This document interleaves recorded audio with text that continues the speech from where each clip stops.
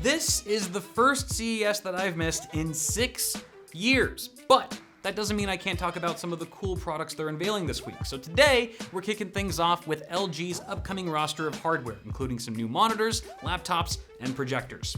LG really stepped up their game in 2019 with their UltraGear line of gaming displays. In fact, I just recommended one to a friend yesterday. So it's great to hear that they're expanding that lineup for 2020. I'm calling it now. The new UltraGear 27GN 950 will be one of the most sought after gaming displays this year. 27-inch nano IPS at 4K 160Hz, 1 millisecond with display HDR 600, 450 nits, and 98% DCI-P3 that ships color calibrated. It's G-Sync compatible with FreeSync 2, has all the OSD bells and whistles like black stabilizer, a crosshair for low-key cheaters, and dynamic action sync mode for reduced input lag. A virtually borderless design, 3-way adjustable one-click stand, and sphere lighting 2.0 that syncs with game sound for ambient immersion are just the cherries on top. That's right, 3 cherries. What a lucky Sunday. With 4K gaming capable GPUs still costing an arm and a leg, make no mistake, UHD gaming displays are still far from mainstream adoption. But the 27GN 950 is exactly the kind of panel gamers with high-end systems will be eyeing very closely this year.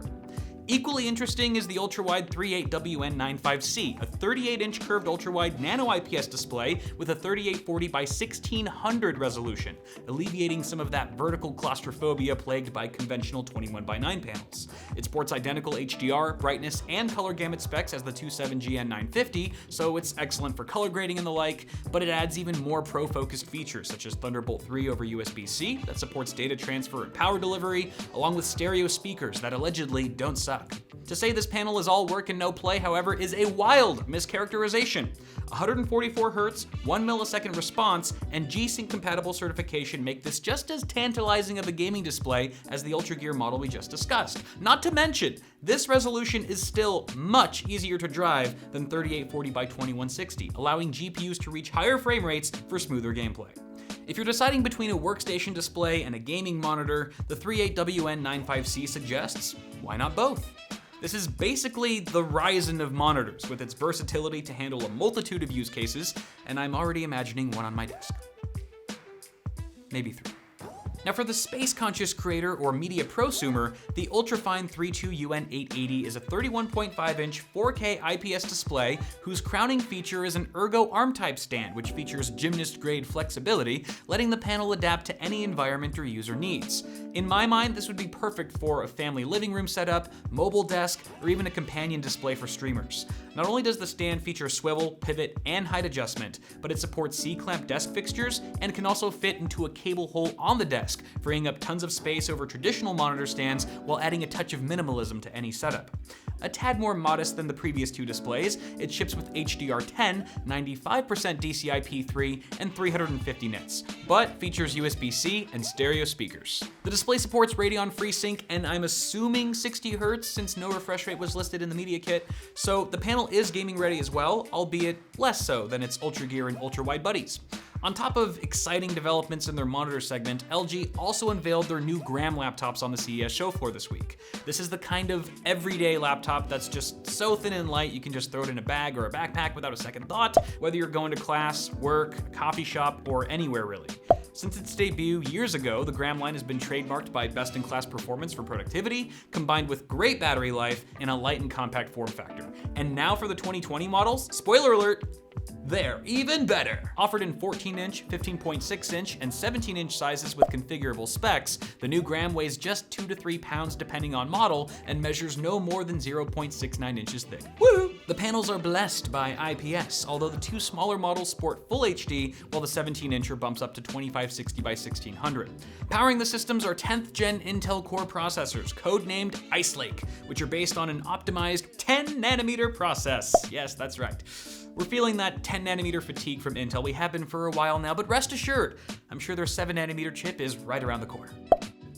The onboard Iris Plus graphics have up to roughly 2x the graphics performance compared to 8th gen Core processors, which, let's be real, still won't cut it for AAA gaming in the slightest.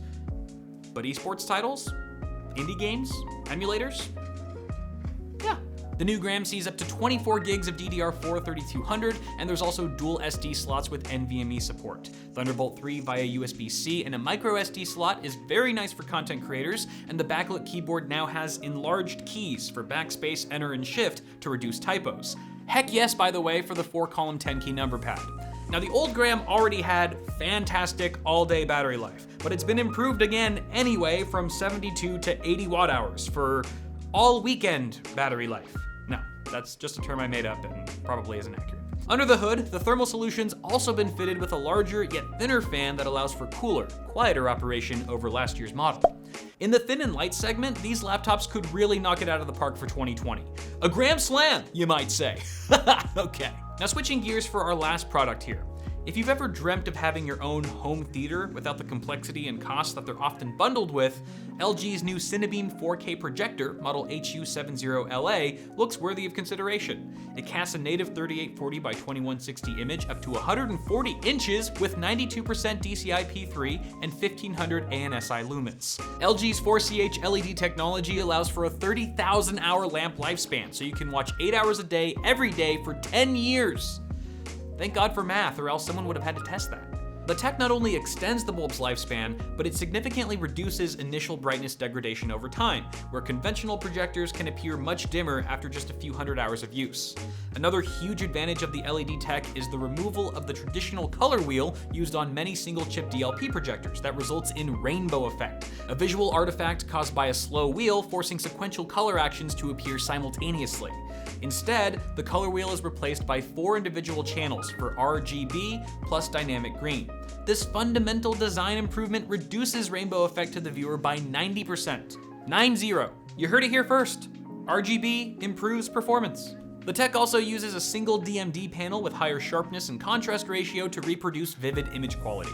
On board, the unit supports HDR10 with dynamic tone mapping, and like their latest TVs, features True Motion for smoother, sharper images, WebOS 4.5 granting easy access to Netflix, Amazon Prime Video, YouTube, and a bunch of other streaming services, and ThinQ AI for voice control and smart actions with support for Google Assistant. The fully backlit remote comes in handy in dark theater rooms and lets you adjust focus without having to access the projector directly. Thank God.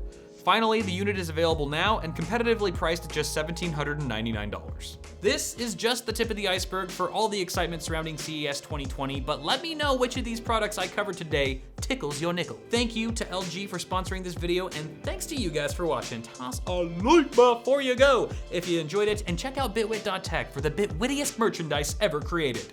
Each item on the store ships with 8 gigs of downloadable RAM and a Ferrari. Get it while it's hot. Have a good one, guys, and I will see y'all in the next video.